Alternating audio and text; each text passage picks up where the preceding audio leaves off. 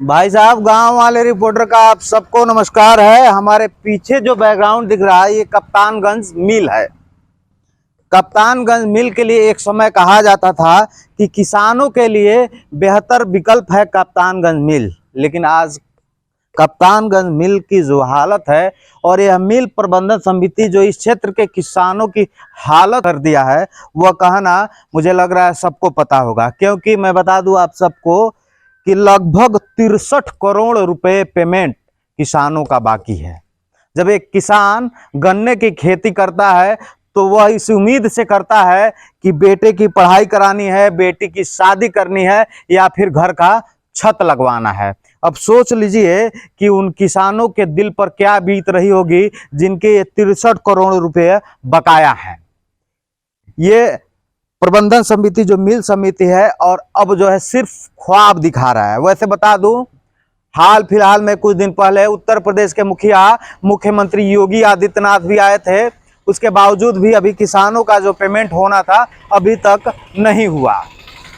2019 चुनाव में यहाँ पे मोदी जी का भी आगमन हुआ, लेकिन ये सोचिए आखिर क्या कारण है। सरकार कह रही है कि 14 दिन के अंदर किसानों का पेमेंट जो गन्ने का है वो मिल जाएगा, लेकिन किसानों का पेमेंट अभी तक नहीं मिला। पूर्व की जो पेमेंट थी वो कुछ मिला, लेकिन 63 करोड़ रुपया एक बड़ा अमाउंट। ये गेट नंबर 2 है, ताला लगा हुआ है। जब हमने यहाँ के गार्ड से बात किया तो उन्होंने बताया कि कोई अधिकारी मौके पर मौजूद नहीं है जिससे हम बात करें और यह जानकारी जाने कि आखिर कप्तानगंज मिल में जो पैसा किसानों का बकाया है वो कब मिलेगा। वैसे इस क्षेत्र के हम नेताओं की बात करूं तो बड़ा बड़ा कुर्ता सफेद वाला पहनकर और मंच पे चढ़कर किसानों के लिए बड़ी बड़ी बातें करते हैं। ऐसा लगता है कि मानो कि इस क्षेत्र में राम राज आ गया। लेकिन अगर वाकई में इस क्षेत्र के किसानों का ख्याल होता इस क्षेत्र के नेताओं का, तो अब तक वो बकाया मिल गया होता, या फिर इस क्षेत्र के नेताओं में वह ताकत नहीं है कि इन किसानों का पैसा दिलवा सकें, या फिर सिर्फ बोल बच्चन वाली बातें कर रहे हैं इस क्षेत्र के नेता।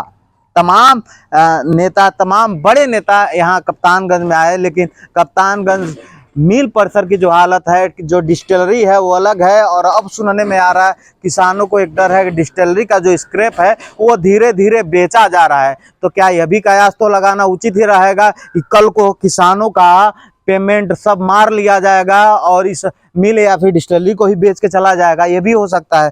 हमारे साथ इस यहाँ के गार्ड हैं, इनसे बात करेंगे, थोड़ा जानकारी जानेंगे। गार्ड साहब आइए इधर। क्या नाम होगा आपका?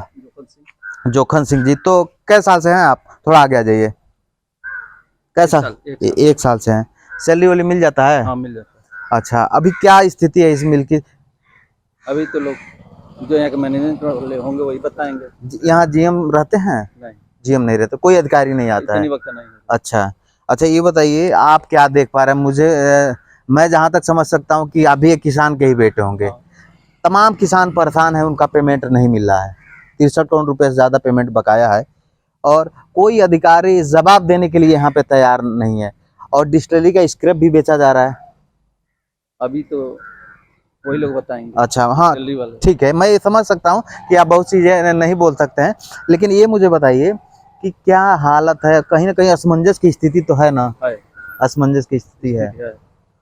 और ये डर भी है कहीं, ताकि किसान जब आते होंगे, बहुत सारे लोग आते होंगे तो आपसे ही मिलते होंगे। हाँ। क्योंकि मौके पे तो कोई अधिकारी नहीं है। तो ये लगता तो होगा कि क्या होगा, इस साल मिल चलेगा नहीं चलेगा, ये भी कहना बड़ा असमंजस वाली स्थिति है। अच्छा, तो आप यहाँ पे 1 साल से हैं। आपका सैलरी वगैरह मिल जाता है? मिल जाता है। अच्छा, जो डिस्टिलरी के जो वर्कर हैं, जो उनको सबको हटा दिया गया?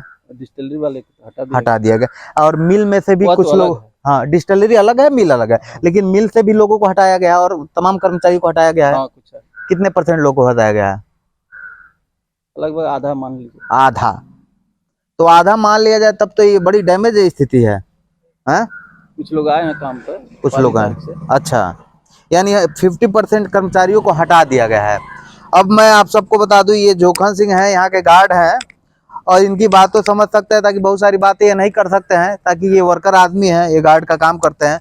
लेकिन जो यहाँ की स्थिति है, किसानों की स्थिति है कि यहाँ का किसान परेशान है और इस क्षेत्र के नेताओं के भरोसे है, लेकिन इस क्षेत्र के नेता खाली बड़े बड़ा कुर्ता पहन के और बड़ी बड़ी डिंग मारते हैं।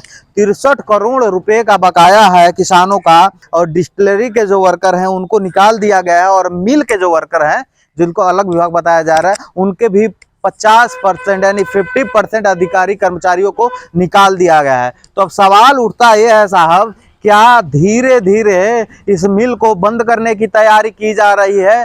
धीरे धीरे इस क्षेत्र के किसानों का जो रुपया है वो घोंटने की तैयारी कर रही है, और यहाँ के नेता, प्रशासन, अधिकारी सिर्फ बातें गोल गोल घुमा रहे हैं और उसका फायदा किसानों को कुछ भी नहीं मिल रहा है। सही बात कहा गया है कि किसान भगवान के भरोसे रहता है तो कभी धोखा हो जाता है, बारिश पड़ जाता है तो कभी सूखा आ जाता है। उसके बाद इस क्षेत्र के नेता बड़का बड़का कुर्ता पहनकर आते हैं और बड़का बड़का डायलॉग मारते हैं, लेकिन किसानों का कुछ भला होता नहीं है। तमाम नेता लोग हैं जो कहते हैं कि हम किसानों की हित की बात करते हैं, और मौजूदा समय की बात करूं तो कुशीनगर जिले के 7 विधानसभा में बीजेपी के विधायक है। मौजूदा समय की बात करूं तो यहाँ के सांसद बीजेपी के हैं, और खुद योगी आदित्यनाथ मुख्यमंत्री कुछ महीने पूर्व यहाँ पर आए थे और उन्होंने यह चेतावनी भी दिया था कि जल्द से जल्द जो किसानों का बकाया है मिल जाएगा। तो क्या योगी आदित्यनाथ के फरमान को भी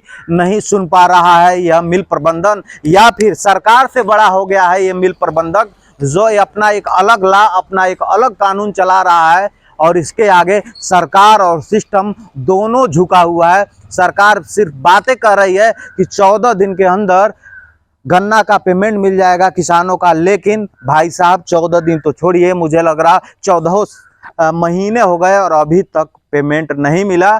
और इस क्षेत्र का किसान परेशान है, आस में है, उम्मीद में है और इंतजार में है, लेकिन अभी तक वो उम्मीद पूरा नहीं हो रहा है। देखने वाली बात यह होगी कि इस क्षेत्र के नेताओं के अंदर कितनी ताकत होगी, या फिर उनके दिल में इस क्षेत्र के किसानों के लिए थोड़ा प्रेम होगा तो यहाँ के किसानों की बात करेंगे, या फिर ये मिल प्रबंधन, ये मिल समिति या मिल कमेटी के लोग अपना मनमाना करते रहेंगे और सरकार की बातों को जो है अलग उठा कर रख देंगे और खुद का अपना एक कानून बनाएंगे। कहीं ना कहीं इस बात से सत्य तो होता है, क्योंकि सरकार कह रही है कि 14 दिन के अंदर किसानों का जो बकाया पेमेंट है वो मिल जाएगा, लेकिन यहाँ 14 महीने हो गए भाई साहब। तो सोच लीजिए कि ये मिल की जो मालिक है, मैनेजमेंट है, वो कितना पावरफुल है, और सरकार के सिस्टम की जो बातें हैं ये सिर्फ कहने वाली बातें हैं, किताबी बातें हैं, और अभी तक गन्ना किसानों का पेमेंट नहीं मिला। और किसानों का एक जो सबसे बड़ा डर सता रहा है